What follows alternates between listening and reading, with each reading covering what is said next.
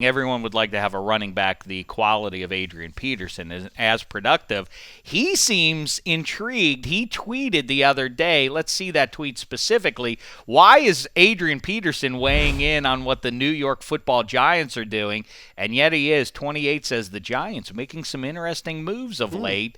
And thousands upon thousands of people like that. They seem intrigued by that.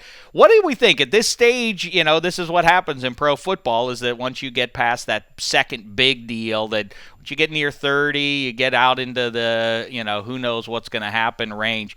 Do the Vikings, does it make sense for them to move on, and does it make sense for the Giants to go get him? I think my situation was a little bit different because Adrian missed a whole year, which adds more time on. And then obviously he missed this year as well with the knee injury.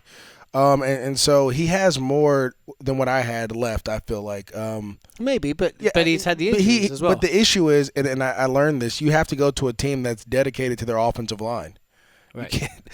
The Giants are dedicated to their offensive line. They're worried about other things. So you have to understand when you get to a certain age, especially, it's not necessarily, I don't think it's an age issue, it's more of a usage issue, right? When you're touching the ball 300 times over and over and over again, it's a usage more than age.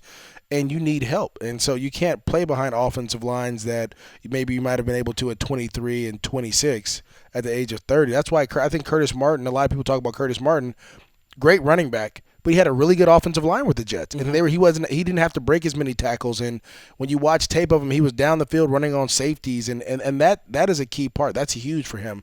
I think for Adrian Peterson, you go to the Giants, it wasn't the running back's fault that they couldn't run the ball. It was their offensive line was horrible. And so you may want to go to the Giants, and that's nice, and it's a big city, and you're preparing yourself for life after football. But at the end of the day, you got to have somebody in front of you to block in order for you to get yards. Eric Flowers ain't it. Yeah, that doesn't. Justin Pugh's not going to do it for you. We're just watching highlights of them just getting stuffed. Look, where are you supposed to go? I don't know. I know that once you get to 30, everybody knows about the cliff for running backs, but Adrian Peterson did play, for what it's worth, played very well behind a mediocre offensive line in Minnesota 2 seasons ago. Exactly. And I think, remember, he missed a year, then he missed this year, so I think he has a lot left, but you have to help him out as you get older. Ezekiel Elliott will find out sooner or later, you will not run behind that type of offensive line forever. I don't disagree with anything you said, but it does just on paper. If you were a Giants fan and you heard Adrian Peterson signed in free agency, suddenly you would have Odell Beckham and a future Hall of Famer, obviously, and Peterson and Eli Manning, who's probably going to the Hall. I mean, it would sound like that's something. Helpful. I'll say this: when you're the caliber player of AP and a team lets you go, that tells you something, right? I mean, but it's at this stage of his career as well. It's about money, right?